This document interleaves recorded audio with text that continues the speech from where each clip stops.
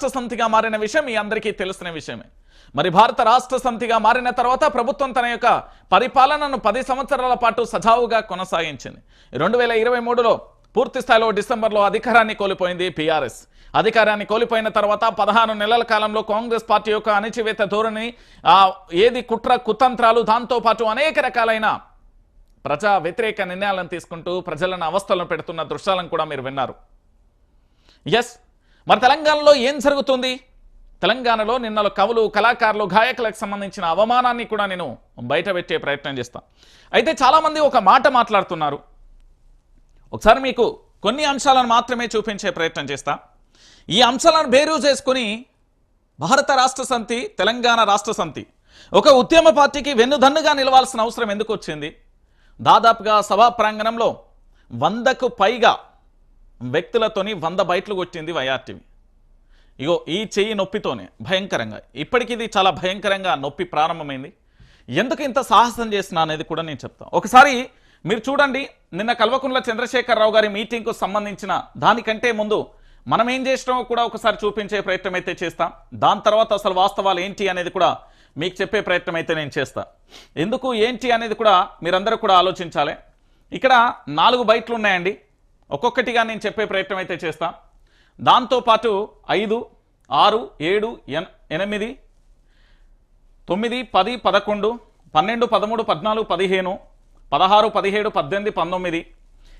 19, 20, 21, 22, 23, 24, 25, 26, 27, 28, 29, 30, 31, 32, 33, 34, 35, 36, 37, 38, 39, 40, 41, 42, 43, 44, 45, 46, 47, 48, 49, 50, 51, 52, 53, 54, 55, 56, 57, 58, 59, 60, 61, 62, 62, 63, 64, 65, 66, 67, 68, 69, 70, 71, 72, 73, 74, దీంట్లో 2 ఉన్నాయి, 74, 75, 76, 76, 77, 78, 79, 79, 80, 81, 82, రైట్. ఇవి 82, ఇక్కడ 83, 84, 85, 85 ఇక్కడ మీకు కనబడుతున్నాయి. మరో 15 కూడా ఉన్నాయి, అవి ప్రైవేట్లో ఉన్నట్టున్నాయి, ఎందుకంటే దానికి సంబంధించిన ప్రాబ్లం. అంటే దాదాపుగా మీకు ఒక 85 వీడియోలు ఇక్కడ కనబడ్డాయి. దాంతోపాటు ఉన్నాయా? ఓకే, 85, 15 పబ్లిక్ అయితే మరికొద్ది విషయంలో. సో మొత్తానికి 100 బైట్లు, అంటే 100 మంది వ్యక్తులతోనే నేను మాట్లాడినా. అందులో బీఆర్ఎస్ పార్టీకి సంబంధించిన మాజీ మంత్రులు, ఎమ్మెల్యేలు, ప్రస్తుత ఎమ్మెల్సీలు, ఎమ్మెల్యేలు అందరితో కూడా నేను మాట్లాడే ప్రయత్నం చేస్తున్నా. దేనికోసం?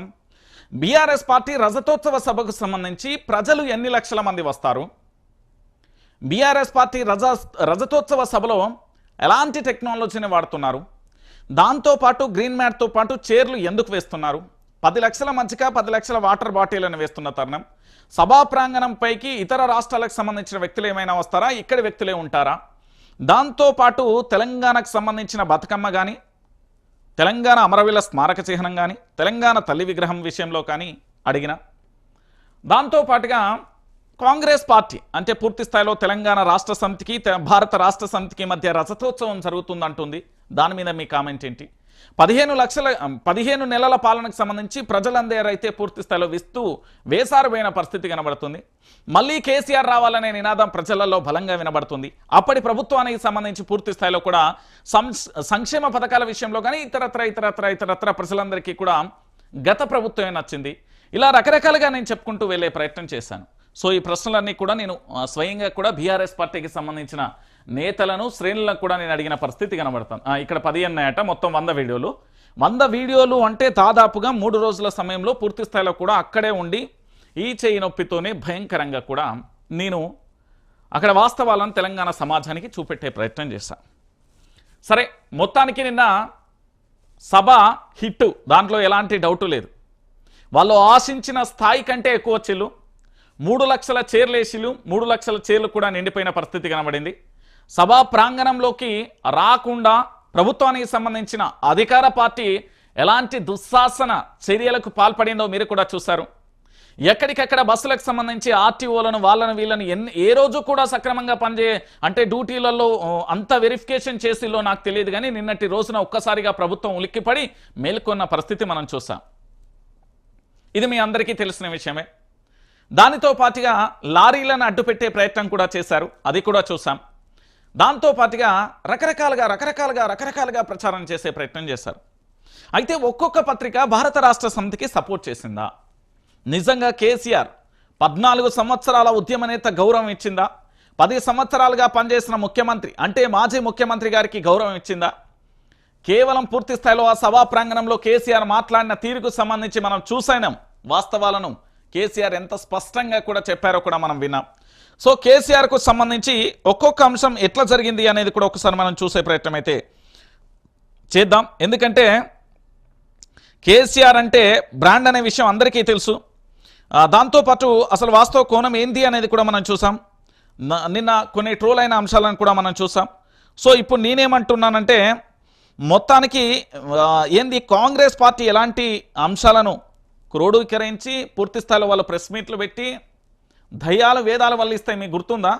అలాంటి మాటలు నిన్న చాలామంది కాంగ్రెస్ నేతల నోటి నుండి నేను విన్నా చూశాను. వాళ్ళకు కూడా కౌంటర్ ఇద్దాం. సో బీఆర్ఎస్ పార్టీ రజతోత్సవ సభ సక్సెస్ ఆఫేలా, ఉపన్యాసం హిట్ ఆఫ్ అట్ట.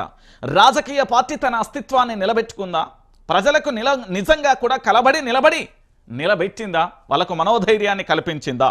ఎస్, కల్పించింది అని చెప్పడానికి మొదటి అంశాన్ని నేను చరిత్ర పుటలలో ఒక్కొక్క అంశాన్ని కూడా తెర మీదకి తీసుకొస్తా. ఆ ఒక్కొక్క అంశాన్ని కూడా మీకు చెప్పే ప్రయత్నం అయితే చేస్తాం. ఎందుకంటే నిన్న కేసీఆర్కు సంబంధించి ఒక స్ట్రాంగ్ వార్నింగ్ అయితే ఉన్నది. ఆ స్ట్రాంగ్ వార్నింగ్ సంబంధించి కూడా మనం చూసే ప్రయత్నం అయితే చేద్దాం. వాళ్ళకి ఏం జరిగింది, ఏం కథ అనేది ఒక్కసారి నేను కేసీఆర్ మొట్టమొదటిగా హిట్ అంటే పూర్తి స్థాయిలో తన ప్రసంగంలో హైలైట్గా నిలిచిన విషయాలను మీకు ఒక్కొక్కటిగా వినపెట్టే ప్రయత్నం చేస్తా. ఒకసారి మొదటి వీడియో విందాం, కేసీఆర్ ఏం మాట్లాడారు. తెలంగాణ రాష్ట్రానికి సంబంధించిన రాష్ట్ర డీజీపీ గారికి ఒక ప్రతిపక్ష నేతగా ఉన్న మాజీ ముఖ్యమంత్రి 14 సంవత్సరాలు ఉద్యమ సమయంలో పనిచేసిన రాష్ట్ర బీఆర్ఎస్ పార్టీ